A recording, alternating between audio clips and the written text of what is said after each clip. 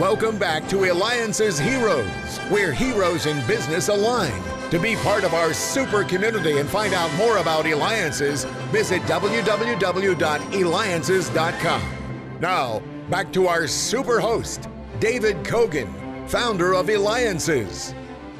Super fun and informative morning for sure. We just had the winners of the Rising Tycoons. Well, they're starting and doing solar mower.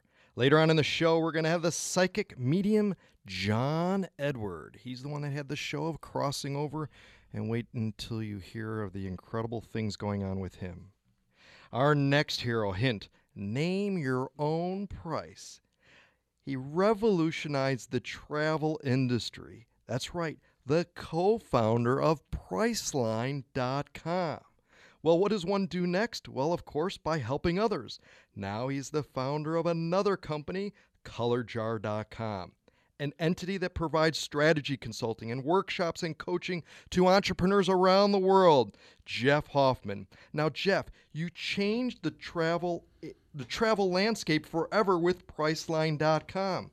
How did you and your team come up with such a brilliant idea, and exactly where were you when this happened? Sure. So actually, we had a chance, by the way, with our first startup, even before Priceline I had a startup that created the check-in kiosk that you use at the airport now to get your boarding pass. So we were already looking at the travel industry saying, how do we make this more efficient? But the truth is, and it's what I started to notice about a lot of great entrepreneurs around the world, the successful ones, they look at a whole bunch of non-related things and try to be the first one to spot trends to put them together. So Priceline was created by looking at all these new technologies. Auctions were out. eBay was new. In fact, our patent is for a reverse auction. That's what Name Your Own Price is.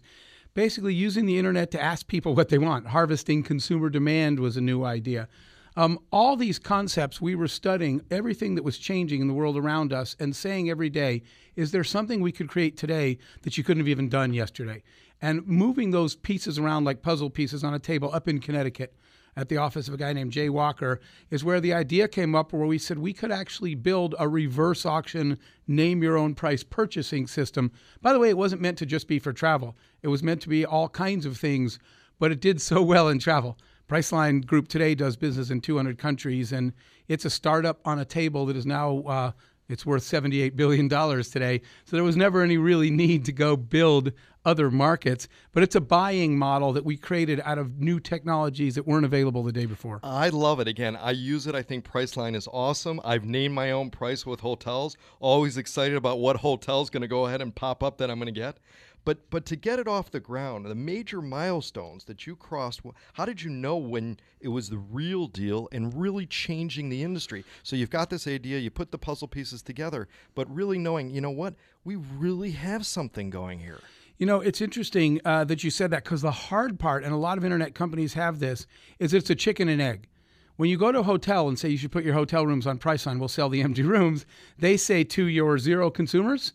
Then you go to consumers, say you should sign up for this new thing, Priceline, and they say, so we can stay in the no hotels that you have. So how do you start is the hardest part. So we focused on, we thought this, if you had all the best products in your store, people will come to your store. So focus on supply. So we just went out and convinced airlines and hotels, the early ones, take a chance, try this new thing. We'll auction off your empty airplane seats.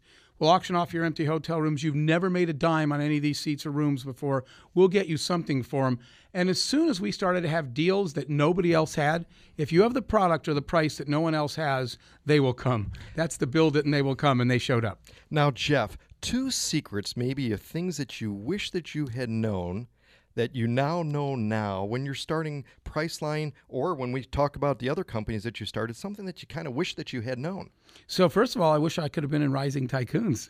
Your previous guest, I had no help when I started my businesses as a kid, and then I've funded my college education through a startup. But I'll say this, there's a bunch of answers to your question, David, but I'll say this one, get a mentor. I did not know how many mistakes I was going to make, and then again, and then a third time. Well, it's like falling in a pothole in a road. Then you go down the road and fall again, and a third time. And eventually you say, why doesn't somebody put a sign up that says, don't walk here, pothole? Because somebody's been down this road and somebody knows it's there. I made a lot of mistakes that would have saved me a lot of time if I'd had a mentor, but no one even told me that was important or what it was or how to find one. So I think that's probably the biggest one. I would have had a mentor early on, and I would have been able to, it would have been a lot less painful to make my way to the things that we did. Now you're listening to Eliances Heroes, and be a hero along with me and Jeff Hoffman, the co-founder of Priceline. Go to where entrepreneurs align, be part of the community, Eliances.com. That's Eliances.com, where we have a roundtable every week going on with leaders in the community, leaders like Jeff. Now, Jeff, so as the co-founder of Priceline, now you guys go ahead and you exit that company, but yet you don't sit still. Here you are now starting another called Color Jar. And talk about that. Why did you start that company, and what's your goal? Sure. So let me say this, though. Entrepreneurship is about problem solving. My business card, if I'd ever had a business card early days, it never would have said entrepreneur. I still can't even spell that word. It would have said problem solver. So that's what entrepreneurs do. They go industry by industry, problem by problem, and solve them. And that's all we've ever been doing. Along the way, I started a media company. We have a film company, a television company, a music company. All of those were focused around bringing new ideas to industries and solving new problems. Color Jar, for me, came later when I said I've been very, very blessed as an entrepreneur to be able to live a lot of dreams. Our music company last year won a Grammy, and I was standing on the Grammy red carpet. I'm an engineer, by the way. Somebody yelled to me, "How does it feel on the Grammy red carpet after we won?" And I said, "This is the dream of software engineers everywhere." It's just dead silent. They're like, "What?" I said, "Never mind." But problem-solving skills give you the chance. If you're good at solving problems, you can live the life you never even dreamed of, or hopefully you did dream of. So Color Jar, when we got to that, what I said was, we've been blessed many times. Let's go help other people get theirs. Whatever you're trying to build, whatever your dream is, Color Jar works with nonprofits and charities and startups and big companies. Whenever somebody has a big dream and something they're trying to achieve, we want to help them build that. So that's why we started that company, and that's what it does today. Our success is measured by other people's success. We want to see somebody else have their red carpet moment and achieve something that they've always dreamed of achieving. So someone to engage your services, then they can go to colorjar.com. Is that Absolutely. the first step? Yes. Mm-hmm. And we will help you position and launch the thing you want to give birth to in the world, your idea, your company, your solar mower, whatever it is. We help people go out and launch the thing they've always dreamed of launching. I love it. And again, let's talk about music. You're a film producer, the Grammy. You produce movies in Hollywood. In fact, the horror film Cabin Fever.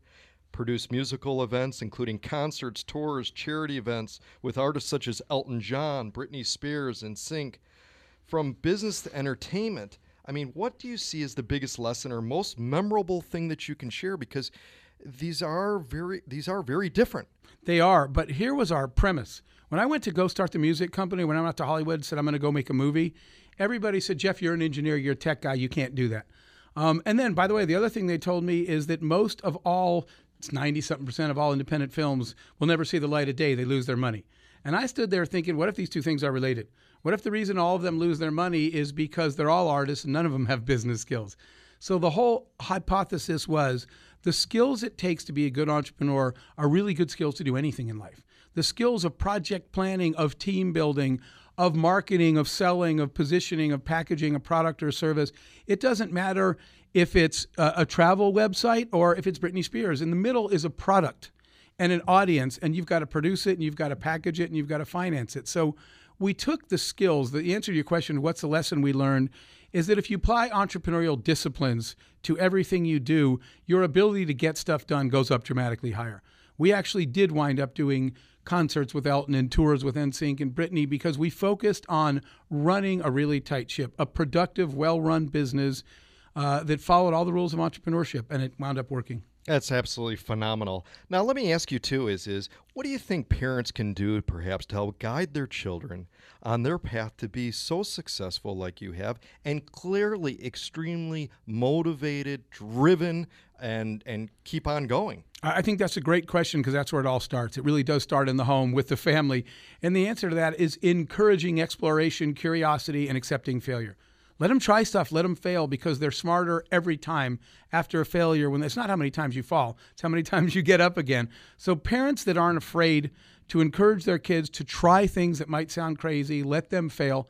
But let them try, let them explore, and let them be curious. Those kids will wind up being really successful entrepreneurs and successful, fulfilled people later in life. Phenomenal. Jeff Hoffman, co-founder of Priceline, builds it to over a $70+ billion company, now doing and working and helping so many others with colorjar.com. You continue to educate, Jeff. You provide leadership to many with consulting. You've done TED Talks. You're on advisory councils. You're a hero. Jeff Hoffman. You can go to colorjar.com. That's colorjar.com. And when we return, that's right, wait till you hear who we have. John Edwards, the psychic medium. This is David Kogan with the Eliances, and thank you to loopydocs.com, Glue, our producer, for all your editing needs.